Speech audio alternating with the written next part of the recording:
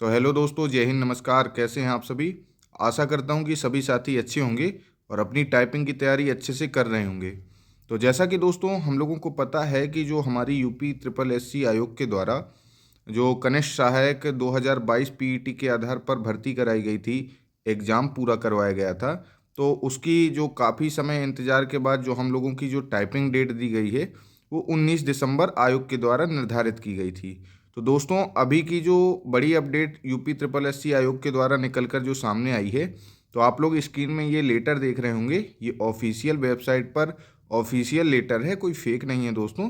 तो जो आपकी जो टाइपिंग की जो परीक्षा है, एग्ज़ाम होना है, वो दोस्तों बताया गया है इसमें आयोग के द्वारा कि आपकी जो टाइपिंग है वो 19 दिसंबर से लेकर 29 दिसंबर तक आपकी करवाई जाएगी। यानी कि टोटल आपकी 11 दिनों में 22 शिफ्टों में, यानी कि प्रत्येक दिन 2 शिफ्टों में आपकी जो टाइपिंग की परीक्षा है वो संपन्न कराई जाएगी। और जो दोस्तों इसके जो लेटर के तहत आप लोगों को जो टाइमिंग के लिए वहाँ पर उपस्थित होना है दोस्तों, तो आप लोगों के जो सुबह की शिफ्ट में जिनकी टाइपिंग होनी है, तो उसमें दोस्तों जो समय बताया गया है वो 8 बजे बताया गया है। यानी कि 8 बजे से आपकी जो रिपोर्टिंग टाइम है वो चालू है, प्रवेश आपका चालू हो जाएगा और 10 बजे आपका जो गेट है वो बंद कर दिया जाएगा। यानी 10 बजे के बाद किसी की एंट्री स्वीकार नहीं की जाएगी। इसके अलावा जो शाम की शिफ्ट के बच्चे हैं जिनका शाम की टाइपिंग रखी गई है, तो उनका जो रिपोर्टिंग टाइम है दोस्तों वो 12 बजे का रखा गया है और जो उनके जो गेट बंद होने का समय है दोस्तों वो 2 बजे निर्धारित किया गया है। यानी कि आपकी टाइपिंग जो है तो 10 बजे के बाद सुबह की शिफ्ट की और 2 बजे के बाद शाम की शिफ्ट की शुरू होगी।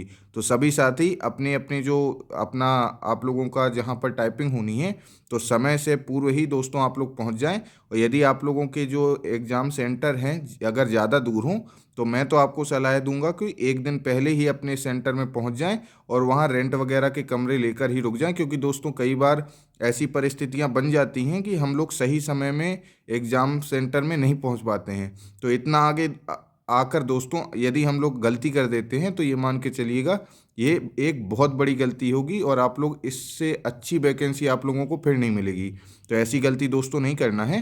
इसके अलावा दोस्तों यदि हम चर्चा कर लें कि आयोग के द्वारा एक चीज़ और बताई गई है कि यदि आपके किसी स्वास्थ्य के कारण, यदि आप लोग मान के चलिए कोई कई कारण होते हैं कि मेडिकल के कारण आप लोगों को कोई आप लोगों का स्वास्थ्य ठीक नहीं है और किसी कारणवश आप लोग एग्ज़ाम देने नहीं जा पाते हैं, जो भी इनके द्वारा 19 से 29 दिसंबर तक की डेटों में बताया गया है, तो आप लोग इनको जो है दोस्तों 29 दिसंबर के शाम 5 बजे के अंदर अंदर यदि आप लोग आयोग में एक प्रत्यावेदन दे देते हैं, यानी एप्लीकेशन लिख कर दे देते हैं कि हमारा इस कारण की वजह से ये हमारी मेडिकल इशू थी और साथ में दोस्तों आप लोगों को मेडिकल सर्टिफिकेट भी लगाना पड़ेगा, तो आयोग के द्वारा दोस्तों आपके उस एप्लीकेशन पर विचार किया जा सकता है और आप लोगों को जो आपकी टाइपिंग की डेट है वो दोस्तों 30 दिसंबर के लिए आयोग के विचार के अनुसार निर्णय लिया जा सकता है। तो 30 दिसंबर हो सकती है दोस्तों आप लोगों की जो टाइपिंग डेट हो जाए।